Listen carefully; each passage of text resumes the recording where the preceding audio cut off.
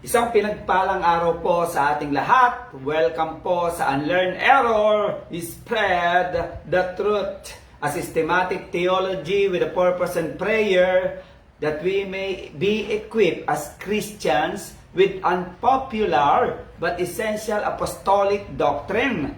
Number 2, with a purpose and prayer that we may unlearn humanistic views and defend the biblical view. And number 3, purpose and prayer of this program is that we may spread the truth to God's faithful sheep. Good morning po sa ating lahat, mga ka-truth seeker. God bless po sa ating lahat. Bible Doctrine 19 Part 4 na po tayo. How does Paul's analogy of a potter and the clay fit within the context of Romans 9 as a whole? Maganda po itong pag-aralan habang tayo po ay nag-aalmusal sa araw na ito. At nagkakape, mga ka-truth seeker. Ano po ang inaasahan nating matutunan sa Bible Doctrine 19 Part 4? Number 1, bakit ang faith ay hindi requirement, hindi instrument, hindi duty para makamtan natin ang kaligtasan o justification? Number 2, paano ang mga talatang tila nagtuturo na tayo ay ma-justify at maliligtas sa pamamagitan ng pananampalataya? Meaning, kung wala tayong pananampalataya, hindi tayo maliligtas. So, ang pananampalataya ay requirement, responsibility, duty natin para tayo ay maligtas ayon sa mga talatang nababasa natin katulad ng John 3:16, Acts 16:31, and so on and so forth. Number 3, ano ang relevance at summary statement ng Bible Doctrine 19 Part 4? Mga ka-truth seeker, recall tayo ng ating past lessons, Bible Doctrine 19 Part 3. Sa Bible Doctrine 19 Part 3, mga ka-truth seeker, ay sinagot natin yung tanong na bakit ang faith ay hindi requirement.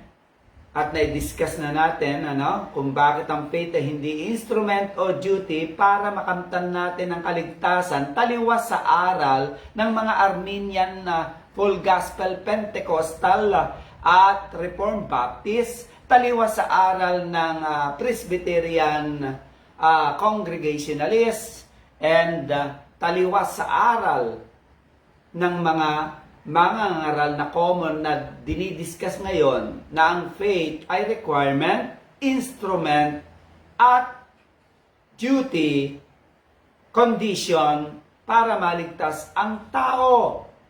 Itong aral na ilalahad natin at inilalahad natin sa programang ito ay mga unpopular teaching but biblical and apostolic teaching. Mga kapatid, gising-gising din tayo, aral-aral din tayo ng truth katulad ng mga taga-Berea sa Acts 17 verse 11. Unang dapat nating maunawaan na we were justified by the Father and redeemed by the Son in eternity, not in our time. Kapatid, bakit hindi requirements ng faith para maligtas tayo? Hindi ka pa pinapanganak. Wala ka pang faith. Wala ka pang kakayanang gumawa ng mabuti at masama. Ay hinirang ka na ng Diyos. Ginastified ka na ng Diyos. Inadapt ka na ng Diyos. Hindi kailangan ng Diyos ang faith at repentance mo sa usapin ng justification, adoption, sa usapin ng regeneration, sa usapin ng yung tatlong yun, So, pangalawa, bakit hindi requirement ang faith para sa kaligtasan taliwas sa common na aral ngayon ng lahat ng mga ngaral halos? Bakit hindi ito requirements, yung faith? Pangalawang dapat natin manawa na we were adopted by the Father in eternity. Diniscuss na natin yan. We are justified in eternity and we are regenerated in time. And regeneration does not require your faith and repentance to be regenerated or be born again. Pangatlong, dapat nating manawaan na ang saving faith ay bunga lamang ng regenerated spirit, new nature natin. Pangapat na dapat nating manawaan na ang grasya ng Diyos ang nagliligtas, hindi ang faith natin. Ang linaw-linaw sa Ephesians 2:8, "For by grace you have been saved through faith." Ano ibig sabihin ng Ephesians 2:8? Sa grasya kayo naligtas, hindi sa faith, hindi sa good work. Sa grasya kayo naligtas, sa biyaya, habag at awa ng Diyos kayo ay iniligtas ng Diyos. Hindi sa faith, hindi sa good work, hindi sa obedience, hindi sa faithfulness, hindi sa pag-member sa true church or true religion, hindi sa sacrament baptism, hindi sa altar call, sinner's prayer, o anumang bagay. It is salvation, is all of God and all of grace. Panglima, na dapat nating maunawaan, ang saving faith ay naturalesang iiral sa mga itinalaga na sa eternal life in eternity.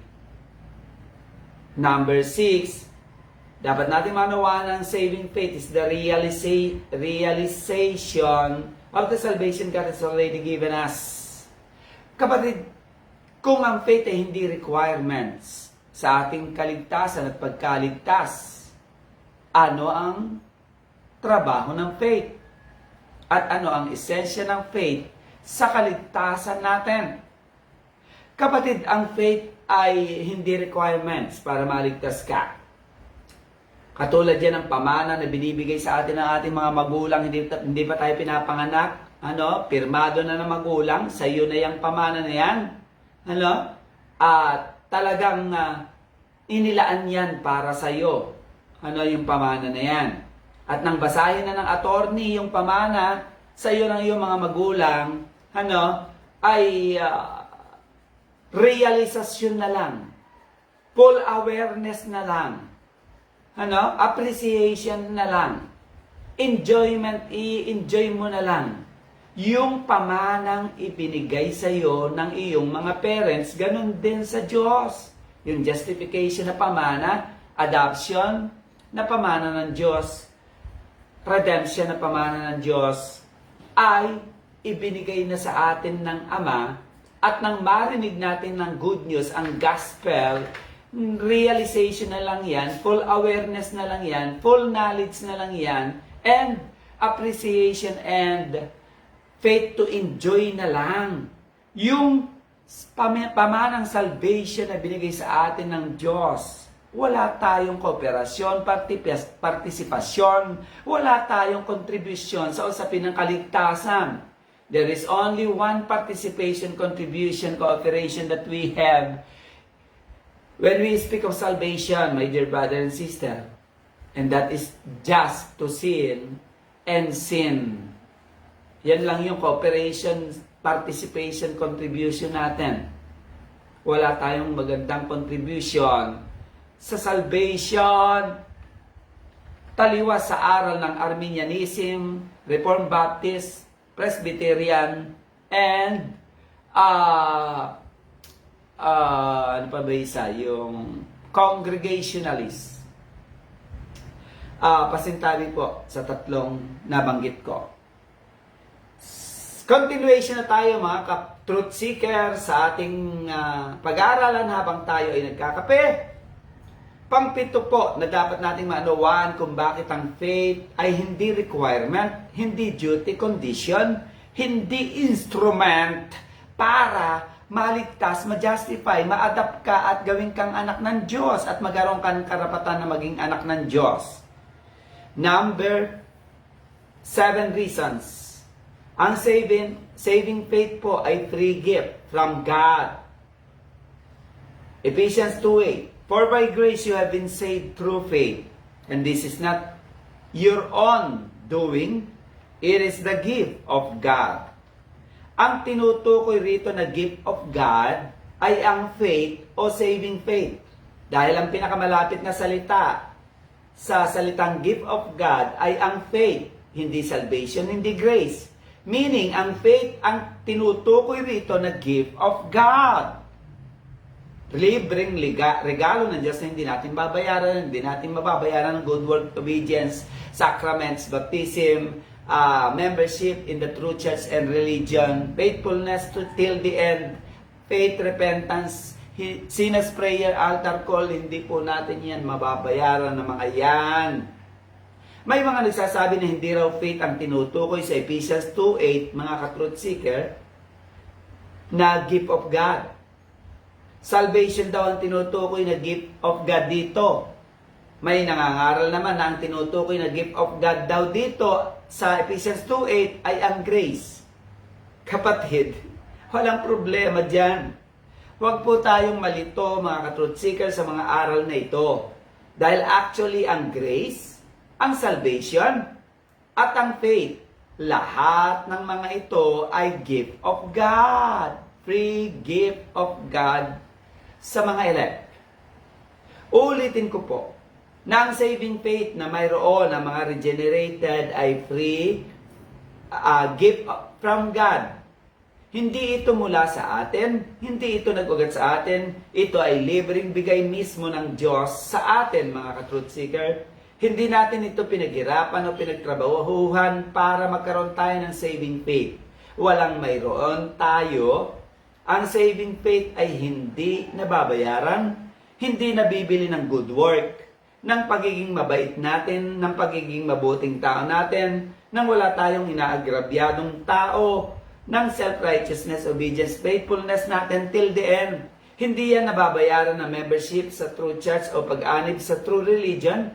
Hindi ito nabibili, nababayaran ng water baptism, sacraments, worship, altar call, sinner's prayer, prayer to the saints, or prayer to Mama Mary.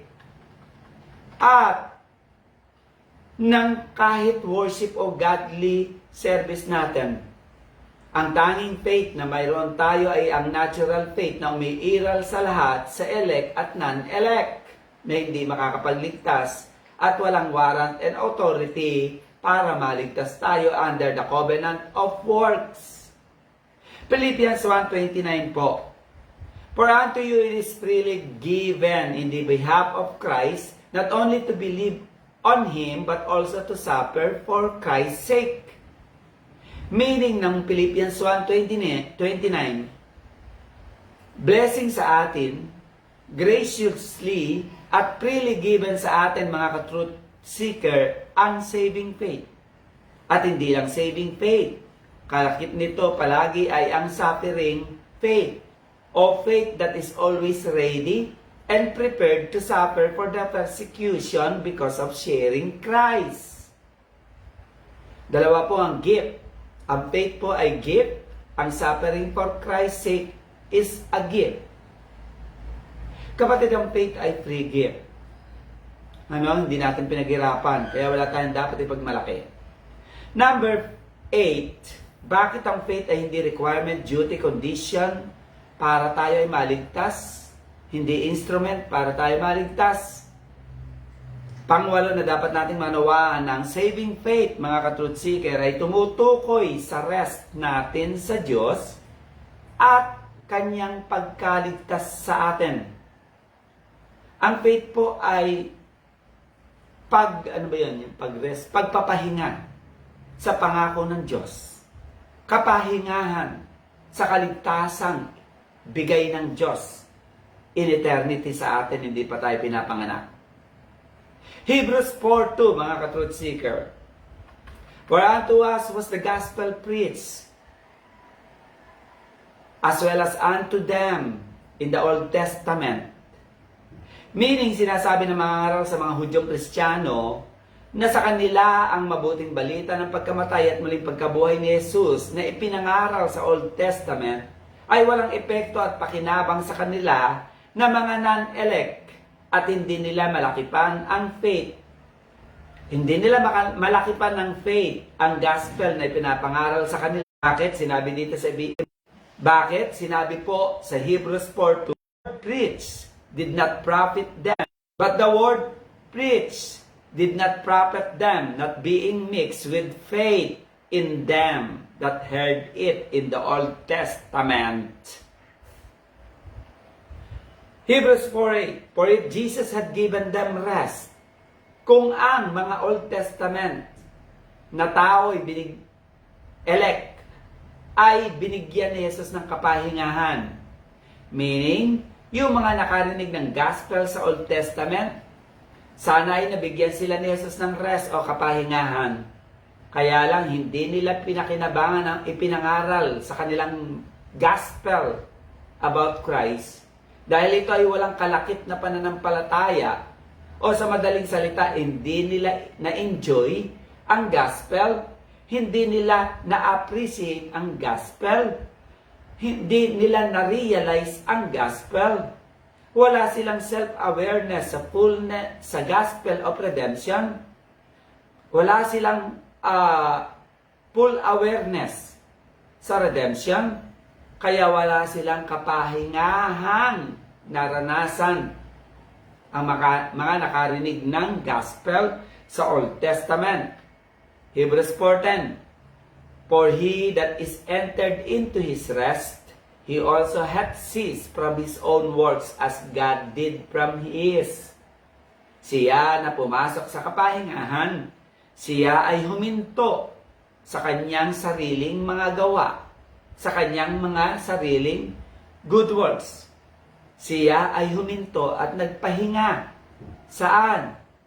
Sa paghawak, sa pananampalatayang makakapagligtas ang good work niya, ang obedience niya, ang worship niya, ang sacrament, baptism, ang sinner's prayer, prayer to the saints, ang altar call, ang church membership sa true church, sa true religion, ang faith, repentance, at faithfulness till the end. Mamamahinga siya sa mga bagay na ito at siya ay magkakaroon ng kapahingahan sa mga bagay na ito. Ang faith ay pamamahinga o rest sa pangako ng kaligtasan na ibinigay na ng Diyos, hindi pa tayo ipinapanganak. Ipinamana na ng Diyos ang justification adoption na hindi pa tayo pinapanganak. Ano ang pinupunto natin? Ang faith na tinutukoy sa Ephesians 2:8, mga ka-truth seeker, at sa iba pang talata ng Biblia sa usapin ng kaligtasan, ay hindi faith as requirement for our salvation, justification, adoption. Hindi faith as instrument para magkaroon tayo ng kaligtasan, justification, adoption. At lalong hindi ito faith as duty, responsibility to be saved, justified, adopted. At hindi ito faith as condition para tayo ay ma-justified, ma-adapt at maligtas. Ang saving faith ay hindi lamang ang saving faith ay usapin ng to enjoy, to realize, to have full awareness, to appreciate the salvation we already received from God in eternity. At in time, yun yung regeneration. Higit sa lahat, saving faith is resting in the salvation provided by God in eternity at in time. Pangsiyam na dapat nating maunawaan ang saving faith ay tumutukoy sa total dependence natin sa Diyos at sa pagliligtas ng Diyos sa atin. So ang saving faith ay hindi requirement, duty, condition, instrument para maligtas, ma-justify, ma-adapt tayo at magkaroon tayo ng karapatan na maging anak ng Diyos. Bakit po? Kasi ang saving faith ay tumutukoy sa total dependence o total na pagsandal lamang natin sa Diyos at sa mga pangako niya ng kanyang pagliligtas. Ang pagsuway ni Adan at Eva ay nangangahulugan ng pagiging independent, pagtayo sa kanilang sariling lakas at pagkaunawa at sariling naisin, hiwalay sa Diyos at sa kalooban ng Diyos. Ito ay pagpapahayag na hindi nila kailangan ng Diyos at kaya nilang mabuhay ng hiwalay sa plano ng Diyos, sa will ng Diyos at sa pamamahala ng Diyos sa usapin ng kung ano ang gusto nila at kung ano ang pipiliin ni Eva at Adan o didesisyonan nila. Ito ay rebellion against God's will. Ang tawag dito ay unbelief, opposite ng faith. At ang faith ay katumbas ng total dependence ni Adan at ni Eva o total na pagsandig nila sa Diyos. Sa kung ano lang ang plano gusto nasa kalooban ng Diyos, yun lang ang iisipin, gagawin at sasalitain nila Eva at Adan dapat. Ang faith ay total dependence sa pagsandal sa kaligtasan at pagliligtas ng Diyos. Ito ay total dependence sa pagsandal sa will, protection, provision ng Diyos at sa providence o governance ng Diyos sa lahat ng aspeto ng ating buhay. Genesis 3:1 to 24. Nang si Eva at Adan ay lalangin, sila ay nasa kalagayang inosente sa kasalanan at wala pang kasalanan. Binigyan sila ng Diyos ng free will to love God above all or to choose na maging dependent or independent sa Diyos. Kaso mas pinili ni Adan Eva ang maging independent kaysa mahalin ng Diyos above themselves and above others. At nang isang tabi ni Adan at Eva ang faith o total dependence nila sa Diyos, sila ay nagsimulang maging independent. Mas pinili nilang ibigin ang sarili nila kaysa sa Diyos at dito na pumasok ang pagsuway at rebellion nila against God's will at sila ay nagkasala. Ang faith o total dependence nila sa Diyos ay napalitan ng unbelief or rebellion against God's will o hindi pagsandal sa promises, sa salvation, provision at providence ng Diyos. Ang tanging faith na lang na umiiral sa tao ay ang natural faith at ang natural faith ay walang kakayahang ma-realize at mapagtanto ang fulfillment ng kaligtasan. Walang dalisayan na ma-enjoy at ma-appreciate ang kaligtasang binigay ng Diyos sa ilalim ng natural faith na meron tayo ngayon na mga unregenerate and sinner. Ang faith o total dependence nila, Adan at Eva sa Diyos ay napalitan ng unbelief. Pinag-usapan na po natin yan. Praise God and good news.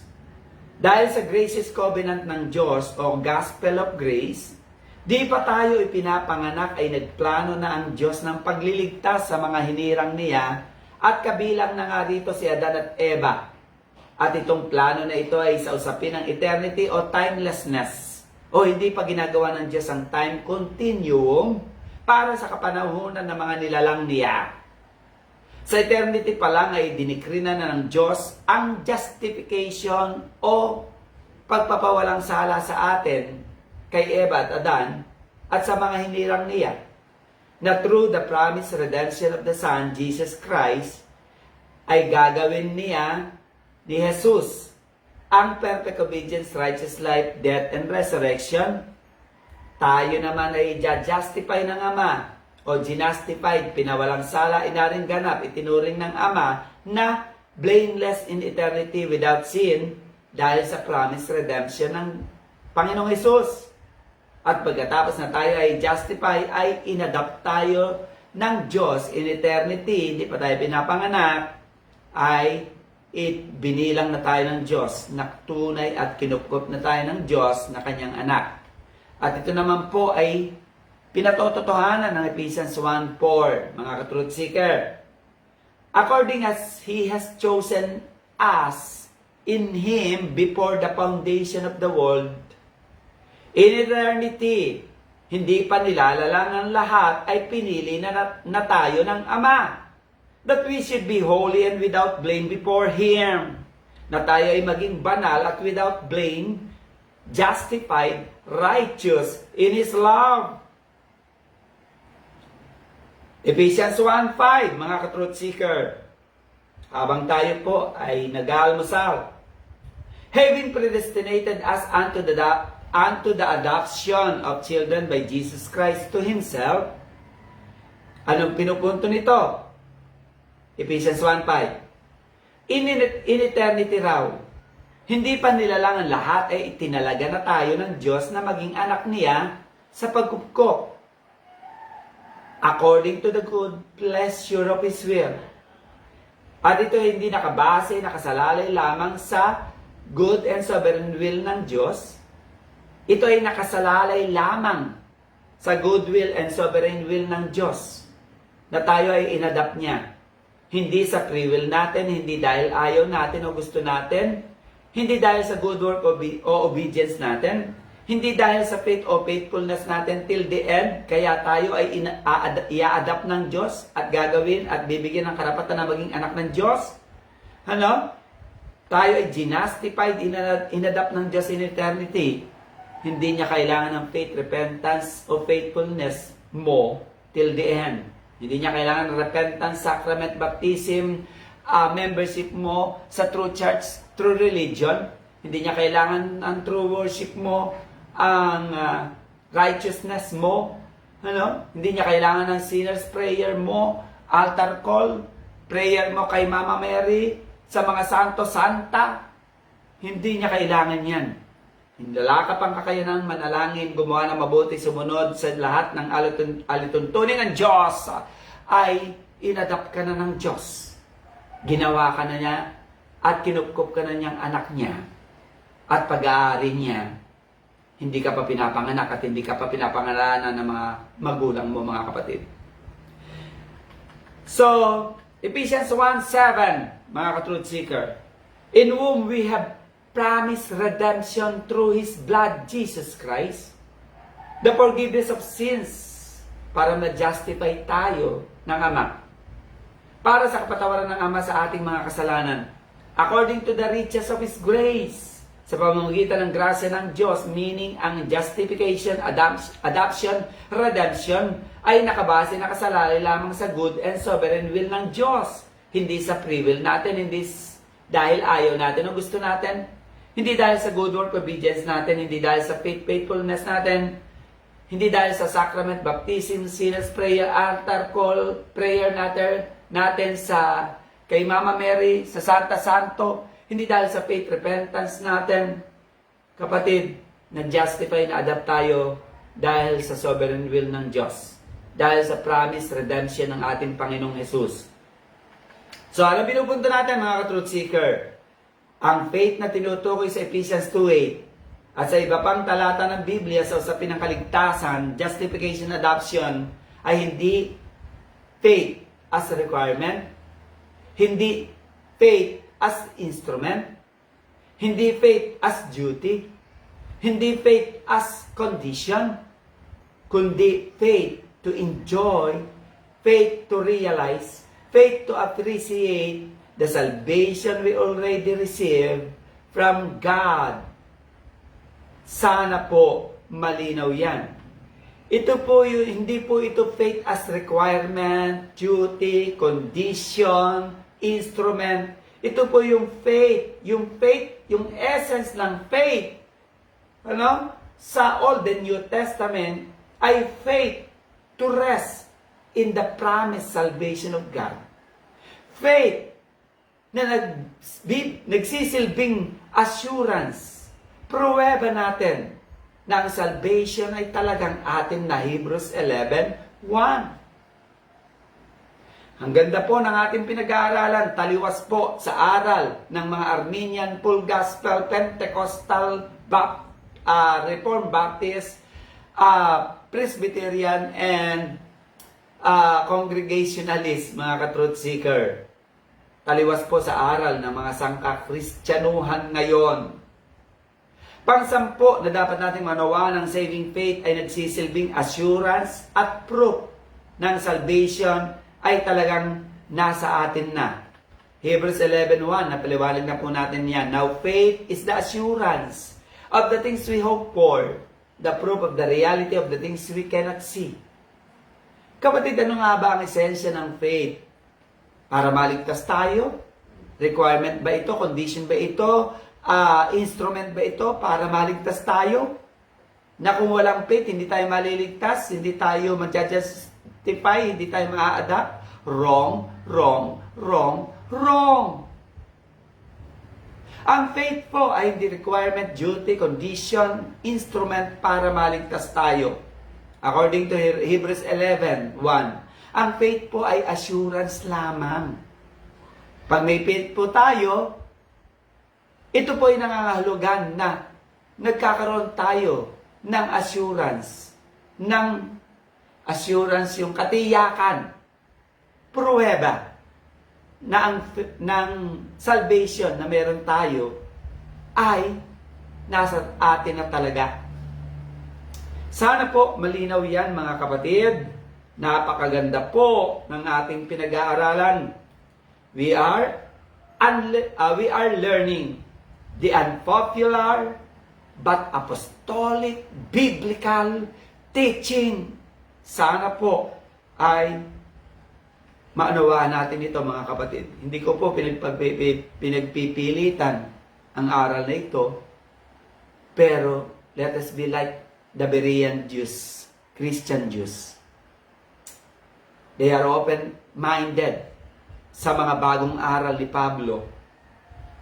Hindi lang sila open-minded, they are hungry for truth closest to the Bible.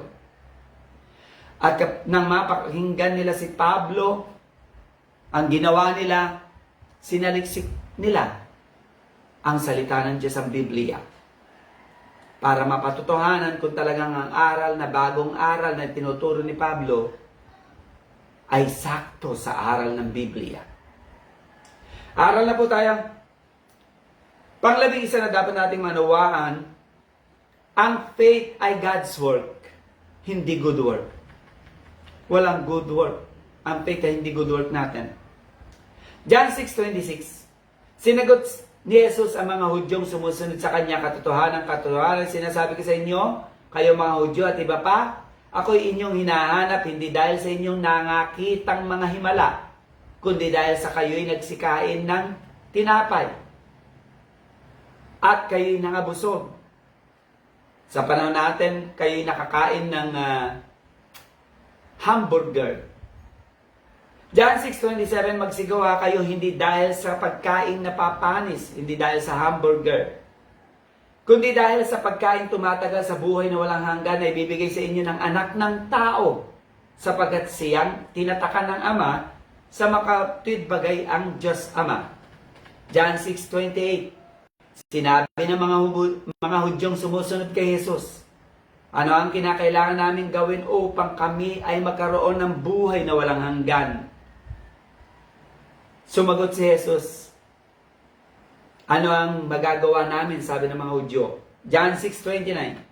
Sumagot si Jesus sa kanila at sinabi, ito ang gawa ng Diyos, ito ang mabuting gawa ng Diyos, na inyong sampalatayanan yaong kanyang sinugo. Ano ang pinupunto ni Jesus sa talatang ito? Ito ang punto ni Jesus. Hindi nyo mabuting gawa. Hindi nyo faith. Hindi nyo faithfulness. Hindi nyo obedience. Hindi nyo righteousness. Hindi church membership ninyo sa true church, sa true religion. Hindi santo nyo. Hindi si Santa Maria. Hindi sacrament o hindi water baptism. Hindi sinner's prayer o altar call ang makapagbibigay ng buhay na walang hanggan sa inyo. Hindi ang mga yan. Hindi perfect obedience nyo. Ang mabuting gawa ng Diyos ang makapagbibigay ng buhay na walang hanggan. Ano ang mabuting gawa ng Diyos na makapagbibigay ng buhay na walang hanggan? Ito yung pananampalataya ninyo na umiiral. Ano? Pananampalataya nyo kay Jesus na tagapagligtas. Tandaan natin ang saving faith na tinutukoy rito ay hindi natin faith. Hindi mula sa atin, hindi atin, at walang mayroon tayo sa usapin ng pagkaligtas natin. Ang saving faith na ito ay mula sa Diyos at ibinigay ng Diyos. Philippians 1:29. So ang faith na tinutukoy sa Ephesians 2:8 at sa iba pang talata ng Biblia sa usapin ng kaligtasan ay hindi faith as requirement, duty, condition, instrument. Ito yung faith as enjoyment, realization, appreciation, assurance, proof na tayo ay ligtas na at niligtas na ng Diyos, mga ka-truth seeker. Panglabing dalawang reason kung bakit ang faith ay hindi requirements, duty, instrument, condition para maligtas, ma-justify, ma-adapt tayo sa ilalim ng covenant of works. Walang gospel provision, o promises para maligtas ang unregenerate sinner, mga kapatid. Sa usapin ng jurisdiction, sa usapin, mga ka-truth seeker, ng jurisdiction, nasasaklaw o nasasakop ng covenant of works, iligtas kahit na perfectly nakasunod sinners sa heart law, kahit na may faith pa siya, kahit na nagsisi pa siya under the covenant of works. Lahat po tayong unregenerate ay under the covenant of works. Si Adan at si Eva po ay inilagay ng Diyos sa ilalim ng covenant of works. Sa panahong inosente pa sila sa kasalanan o hindi pa nagkakasala. Sa panahong sila ay hindi pa unregenerate, ay kinakailangan nilang perfectly sumunod sa duty, law, responsibility ng covenant of works. Alam naman natin na ang heart law na ito ay tumutukoy sa love God supremely at love others as ourselves. Sa ilalim ng autoridad ng covenant of works na ito, ang termino ng covenant na ito ay ang perfect obedience ni Adan at ni Eva. At ang pangako ng covenant of works na ito sa perfect obedience ni Eva at ni Adan ay pananatili sa kalagayang maayos na relasyon sa Diyos, ligtas sa kasalanan, at ligtas sa puot ng Diyos na nagre-resulta ng kaligtasan nila Eva at Adan sa kamatayan. At mas pinili ni Eva na maging independent, kaya sila ay nagkasala at sila ay napasailalim sa sumpa ng covenant of works. At ano ang sumpa ng covenant of works na ito? Ito ay ang spiritual na kamatayan o pagkahiwalay natin sa Diyos, especially sa grasya ng Diyos, o pagpasok natin sa lahat ng klase ng kapahamakan at kaparusahan. Number 2 na sumpa ng covenant of works ay ang physical na kamatayan o pagkahiwalay ng kaluluwa sa katawan natin. Pangatlong sumpa ng covenant of works dahil sa pagsuway ni Adan at ni Eva ay ang eternal na kamatayan o walang hanggang pagkahiwalay, especially sa grasya ng Diyos o pagpasok natin sa walang hanggang kapahamakan at kaparusahan ng Diyos. Katulad ni Adan at ni Eva na ngayon ay nasa unregenerate condition na, lahat ng unregenerate sinners, katulad natin, ay responsable, obligasyon o duty pa rin natin na perfectly na manampalataya sa isang tunay na Diyos under the covenant of works. Mahalin ang Diyos ng higit sa lahat. Mahalin ang kapwa gaya ng pagmamahal natin sa sarili natin. Number 4, magsisi sa ating mga kasalanan under the covenant of works. Kaya lang ito ang palagi nating pakatandaan, mga ka-truth seeker, na after na magkasala ni Eva at ni Adan, sa panahon na sila ay unregenerate sinner na, kasama ang sangkatauhan tayo, ay walang provision at pangako ang Diyos sa covenant of works na ito, na ang apat na nabanggit ay basehan pa rin ng pagkaligtas ni Eva at ni Adan at nating mga unregenerate sa panahon natin. Meaning, mga ka-truth seeker, kahit na obligado tayong sumunod perfectly sa heart law, at kahit masunod natin perfectly ang heart law, kahit na mahalin natin ang Diyos perfectly, pati na ang ating kapwa, kahit na magsisi pa tayo at manampalataya pa tayo, hindi ito basihan para maligtas tayo dahil walang ibinigay at ipinangako ang Diyos na makakapagligtas sa ating mga unregenerate sa ilalim ng covenant of works. Lahat po tayo makasalanan na under the covenant of works. Ang faith, repentance, good work, obedience, perfect obedience natin, membership sa church will never save us under the covenant of works. Ang lahat ng nasa ilalim ng jurisdiction o nasasakop ng sumpa ay nasasakop ng sumpa at walang kapag-apag-asa at walang makakatulong anumang good virtues, good works ng tao para siya ay maligtas. Dahil walang gospel provision o promises na nakapaloob sa covenant of works kapag nagkasala ang tao na si Eva at si Adan at ang sangkatauhan. So, anong pinupunto natin dito, mga kapatid? Ang faith ay hindi requirements, duty, condition, instrument para maligtas tayo under the covenant of works.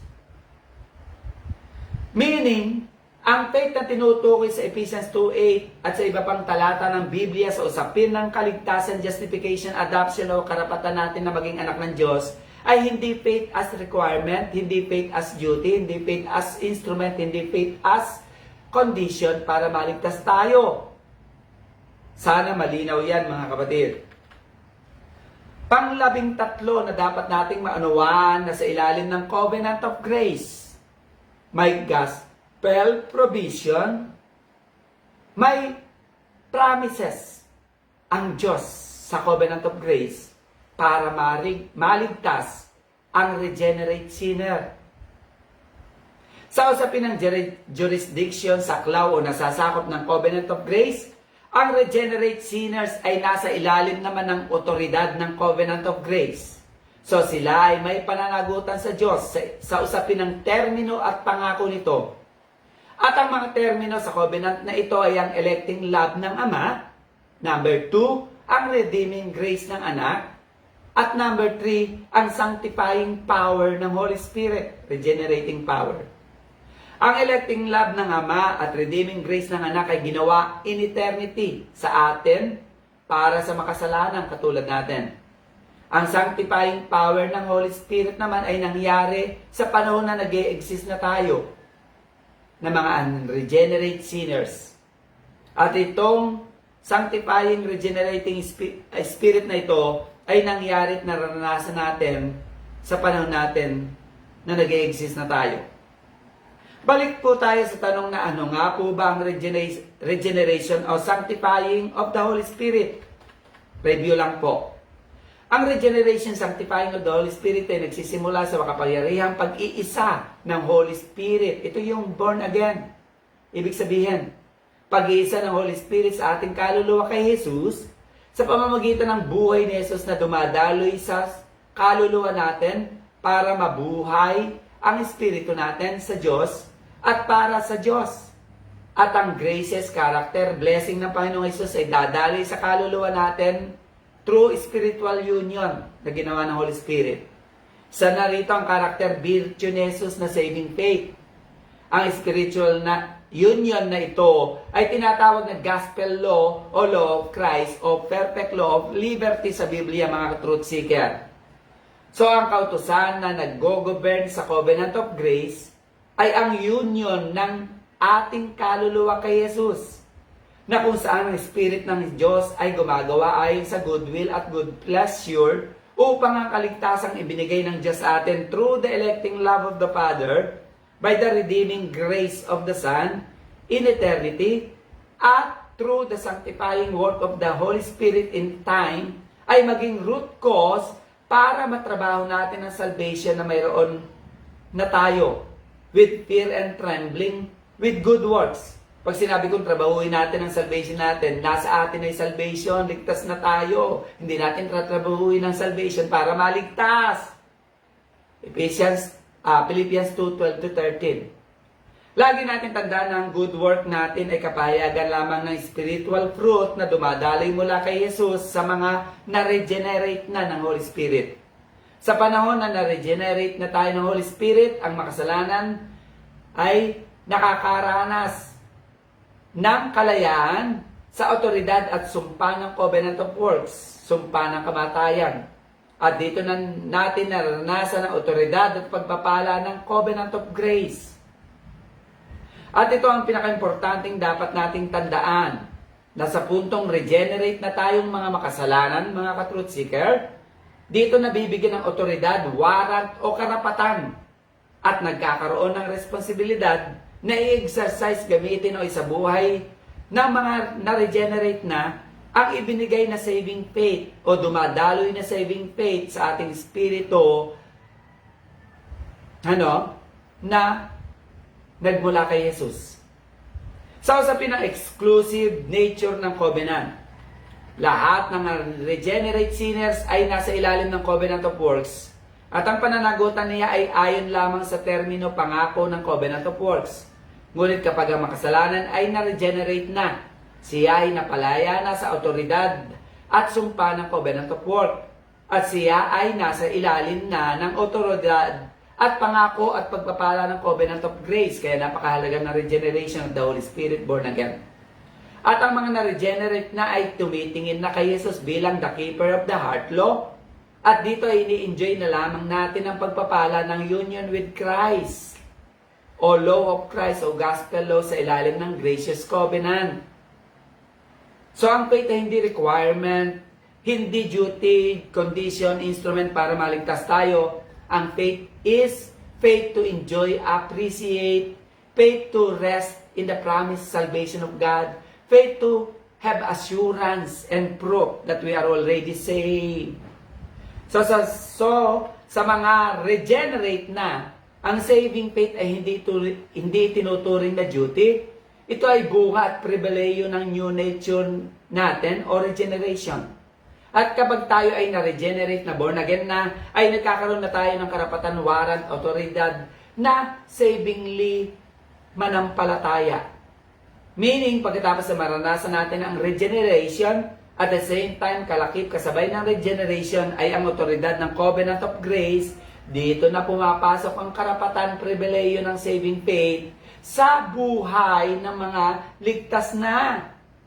So, ang faith na tinutukoy natin sa Ephesians 2:8 at sa iba pang talata ng Biblia sa usapin ng kaligtasan ay hindi faith as requirement, hindi faith as condition, hindi faith as instrument para maligtas, kundi ito yung faith to realize, to enjoy, to appreciate, faith to have assurance and proof that salvation, justification, right to become the Son of God is already ours, my dear brother and sister. Tanong, mga ka-truth seeker, habang tayo po ay nag-aalmusal, paano ang mga talatang tila nagtuturo na tayo ay maja-justify at maliligtas sa pamamagitan ng pananampalataya?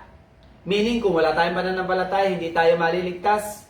So, ang pananampalataya ay requirement, responsibility, duty natin para maligtas ayon sa talata ng Acts 16:31, John 3:16 at iba pang mga talata. Kapatid, ipapaliwanag natin ito isa-isa.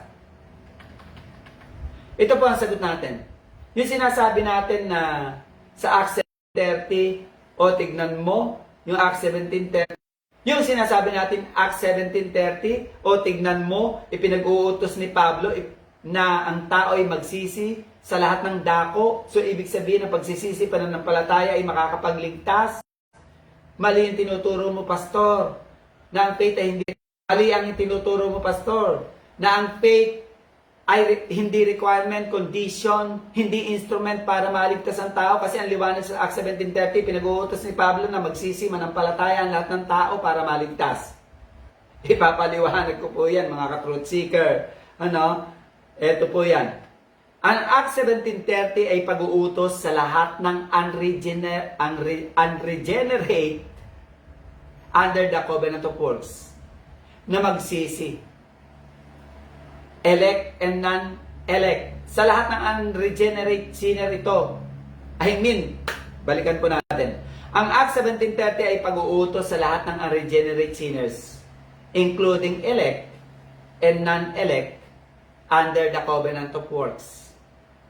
Responsibilidad at duty naman po talaga ng lahat ng unregenerate sinners under the covenant of works na sumunod perfectly, magsisimananampalataya, mahalin ng Diyos supremely, at mahalin ng kapwa gaya ng pagmamahal natin sa sarili.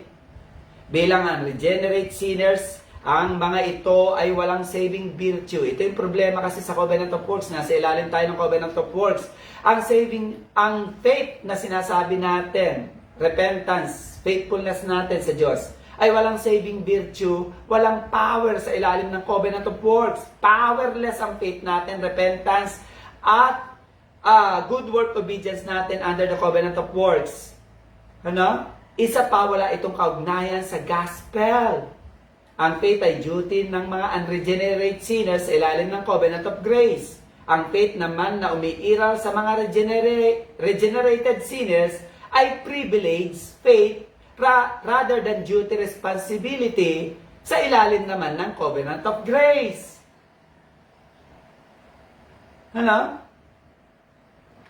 Acts 16:31. Ano pinupunto natin sa Acts 17:30 mga ka-truth seeker? Ito po. Ang mga unregenerate ay nasa ilalim ng covenant of works. At ang faith na umiiral, repentance, faithfulness natin ay walang saving virtue, walang power to save us under the covenant of works. Kaya nga kailangan po nating ma-justify in eternity, ma-adapt ng Ama in eternity, at ma-regenerate ng Holy Spirit na nag-e-exist na tayo. At kapag na-regenerate tayo ng Holy Spirit, tayo po ay automatically sa ilalim ng covenant of grace. At kapag tayo ay nasa ilalim na ng covenant of grace dahil sa regeneration work of the Holy Spirit, born again experience, tayo po ay nadadaluyan ng saving faith. At ang saving faith po na ito ay naturalesang umiiral sa ating mga na-regenerate na. So ano pinupunta natin? Ang faith po ay hindi requirement, duty, responsibility, hindi condition, instrument para maligtas tayo. Sana po malinaw yan.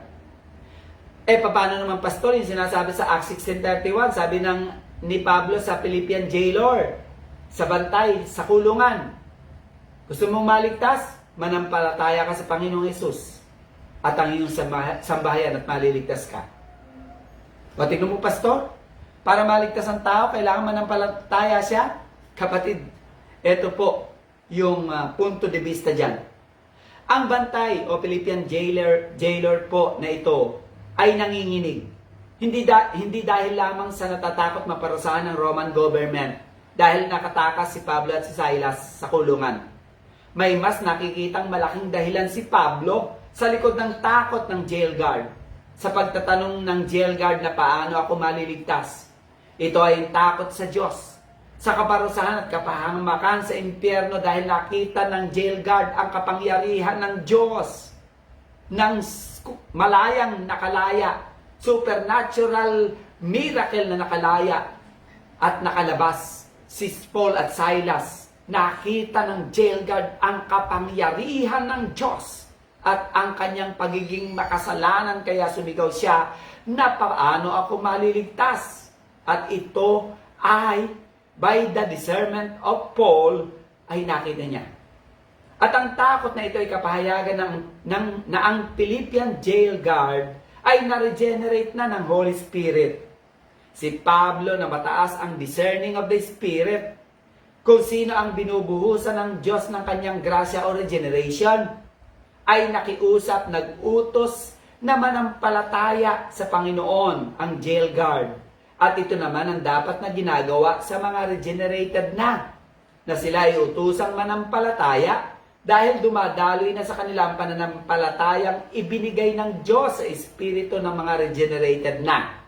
At ang saving faith na ito ay kusang usbong at gagana sa mga regenerated na. Si Pedro man po ay may ganitong uri ng spiritual discernment.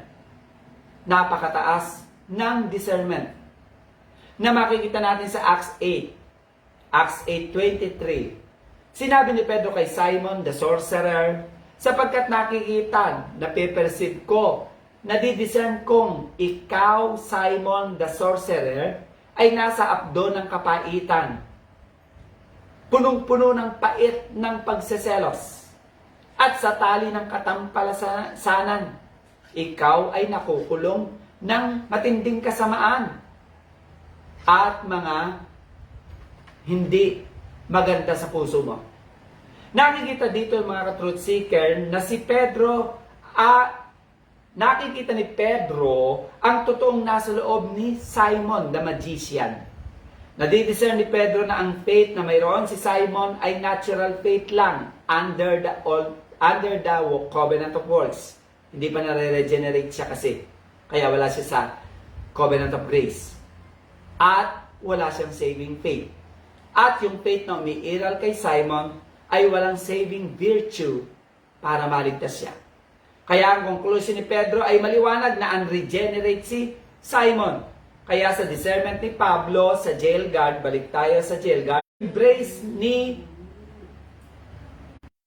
Kaya sa discernment ni Pablo sa jail, embrace niya bilang kapatid sa courage ni Pablo ang jail guard sa mga ang jail guard na nanampalataya niya sa Panginoon. At ang gift of discernment ni Pablo ay hindi para sa mga apostol lamang. Ito ay para rin sa lahat. Ang bawat isa sa atin ay may kanya-kanyang sukat ng gift of discernment na ito.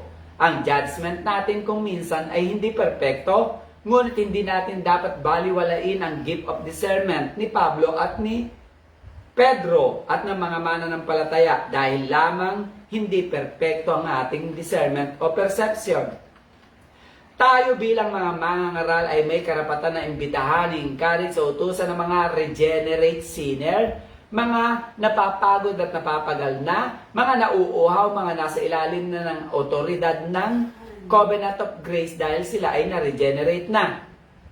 Tayo ay may karapatang utusan silang manampalataya at magsisi, katulad ni Pablo na intusan niya ang jail guard na magsisi manampalataya. Kung ninanais niyo po na matuto at mag-join pa sa mga pag-aaral natin sa systematic theology na ito na tinatawag nating ang popular but biblical apostolic teaching, ini-encourage ko po kayo na nawa ay mapag-aralan po natin ang Romans 9 at ikumpara nyo po sa 10 pagkakahati ng Romans 9 na napag-aralan natin sa Bible Doctrine 19 Part 3 and Part 4 na ito. Kita-kits po tayo sa Bible Doctrine 20. Panalangin ko po na nawa ay patuloy tayong palaguin ng Diyos sa kanyang grasya at patuloy-tuloy tayong magalak ng lumakad kasama ang Diyos, bagamat hindi tayo perpektong Kristiyano, but progressive Christian. Relevance po ng ating pinag-aralan. Natutunan natin ang faith na tinutukoy sa Ephesians 2:8 at sa iba pang talata ng Biblia sa pinakaligtasan ay hindi faith as requirement, hindi faith as instrument, hindi faith as condition, hindi faith as a duty para maligtas tayo. Ito ay faith, yung tinutukoy ng faith na tinutukoy sa yung essence of faith na tinutukoy sa Biblia ay ito. Faith to enjoy, faith to appreciate, faith to have assurance, faith to realize, faith to be full aware of the salvation that we already have, that God has provided in us, for our salvation. At faith to have assurance and proof na talagang salvation, justification, adoption ay sa atin ng mga ka-truth seeker. Conclusion ng ating mga pinag-aralan, sa haba po ng ating pinag-aralan, tandaan po ni Lord. Lagi nating tandaan na inelect tayo ng Ama in eternity at through the promised redemption of Christ, pinawalang sala at inadapt tayo ng Ama in eternity at in time ay iniregenerate at nang na-regenerate na tayo, ay inalis na tayo sa ilalim ng covenant of works at sa sumpa ng covenant of works. At alam naman natin na walang gospel provision sa mga unregenerate sinners sa ilalim ng covenant of works. At ang mga na-regenerate na ay automatically nasa ilalim na ng covenant of grace. At kapag nasa ilalim na ng covenant of grace, dito na pumapasok ang karapatan at pribileyo ng saving faith. Hindi requirement ang saving faith, hindi duty ang saving faith, hindi condition ang saving faith para ma-justify, maligtas, ma-adapt tayo at magkaroon tayo ng karapatan na maging anak ng Diyos. Pumapasok ang karapatan at pribileyo ng saving faith sa buhay ng mga na-regenerate na o ligtas na summary statement po ng ating pinag-aralan, ito po ang dapat natin tandaan, mga ka-truth seeker. Saving faith. Ulitin po natin, mga ka-truth seeker. Saving faith is exclusive to the regenerate under the covenant of grace. Ulitin ko po. Saving faith is exclusive to the regenerate under the covenant of grace. Nawa po ay mapagpala tayo ng katotohanan ito. Patuloy lang po kayong sumabaybay sa programang Unlearn Error, Spread the Truth. We are learning the unpopular but biblical apostolic teaching in the Bible. Good day and God bless po sa ating lahat.